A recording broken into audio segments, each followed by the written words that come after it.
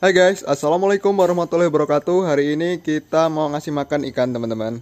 Nah ini ikan-ikan kita yang ada di farm. Ini kurang lebih ada sekitar 1.500an lah kurang lebih. Yuk kita intip dulu sebelum kita kasih makan. Nah ini ya teman-teman, kalau ikan di botol terus dikasih ketapang, pasti ada lendir di atasnya ini seperti ini. Nah ini harus dihilangkan dulu teman-teman. Lendirnya ini harus dihilangkan dengan cara disiram dengan air. Nah, lendirnya seperti ini ya. Ini kita kasih tahu lendirnya. Nah, seperti itu teman-teman lendir-lendirnya. Ini kenapa harus disiram? Karena ketika kita ngasih makan, terus ada lendirnya, nanti pakannya itu akan nyangkut di lendir teman-teman. Jadi nggak bisa kemakan sama ikan. Nih seperti ini, cukup parah ini lendirnya ini, karena 2 hari teman-teman di sini perawatannya, 2 hari sekali. Coba kita intip dulu ikannya apa aja sih yang ada di sini. Nah ini calon top grade nanti, galaksi multicolor teman-teman. Nah ini galaksinya udah mulai notol ya. Tuh. Kita balikin, kita lihat yang lain ya.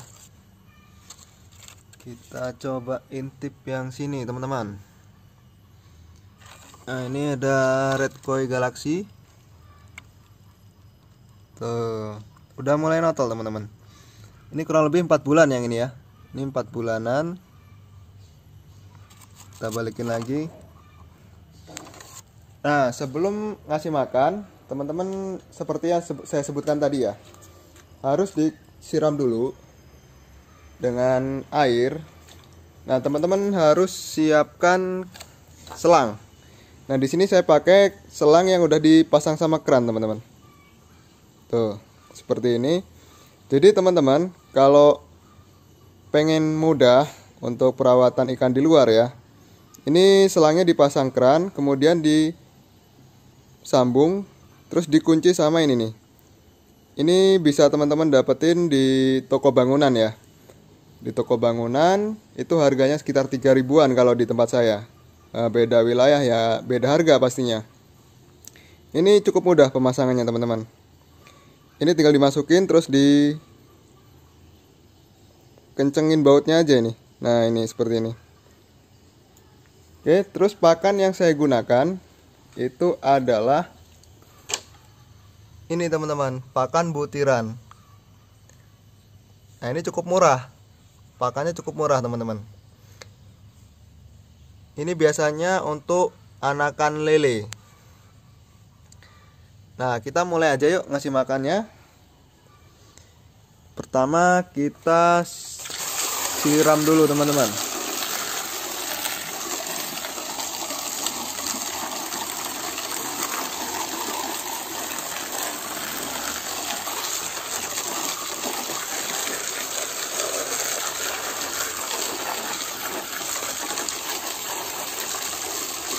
Pokoknya disiram terus biar lendir atasnya itu terbuang.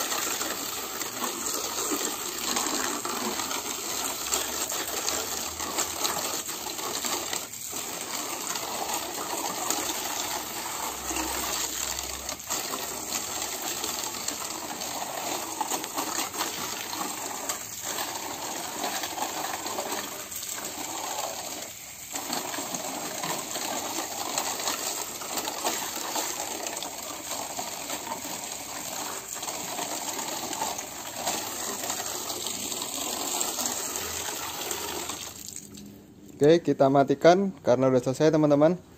Nah, kita langsung ngasih makan ikan. Nah, kalau saya teman-teman, caranya itu nggak satu-satu ya, kita tabur aja langsung. Jadi ambil sedikit, kemudian kita tabur teman-teman.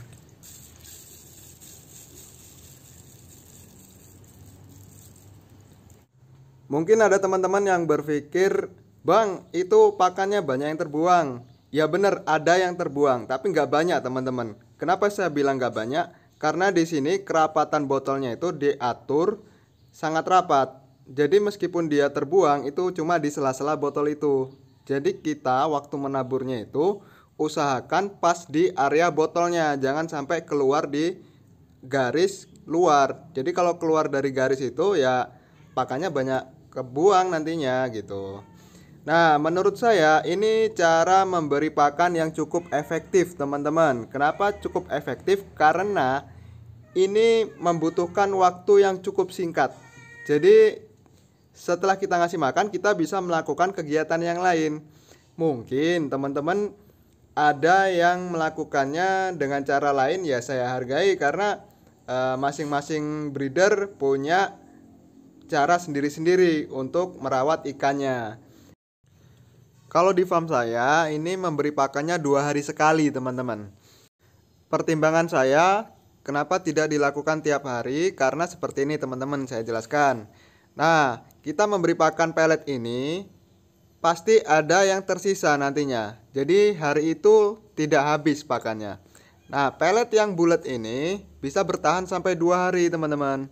Sisa pakan nanti bisa dimakan di hari selanjutnya. Jadi kualitas airnya nggak gampang keruh teman-teman. Nah, kemarin saya sempat praktekkan untuk memberi pakan dengan pelet yang lebih halus atau pelet dengan remahan ya bentuknya. Ternyata dengan pakan yang halus itu airnya gampang keruh teman-teman.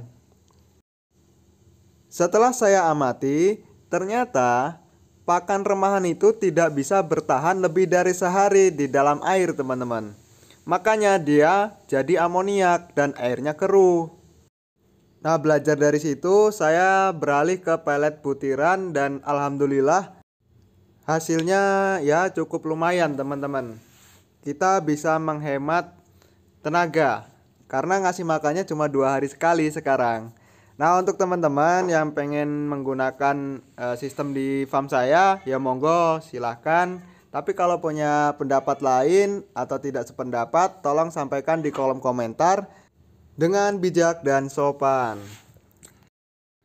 Nah, kalau di sini karena perawatannya di outdoor teman-teman, pasti kena hujan, kena panas. Jadi kita gunakan terpal itu. Nah, terpal itu kita tutupkan di atasnya untuk menghindari panas dan air hujan. Kemudian di atasnya itu kita kasih paranet teman-teman. Nah, seperti ini. Jaring paranet ini fungsinya untuk meredam panas, tapi cahaya matahari tetap masuk melewati sela-sela ini teman-teman. Nah, ini jaring paranetnya ada 2 lapis. Kemarin cuma saya pakaiin 1 lapis teman-teman. Ternyata masih panas juga.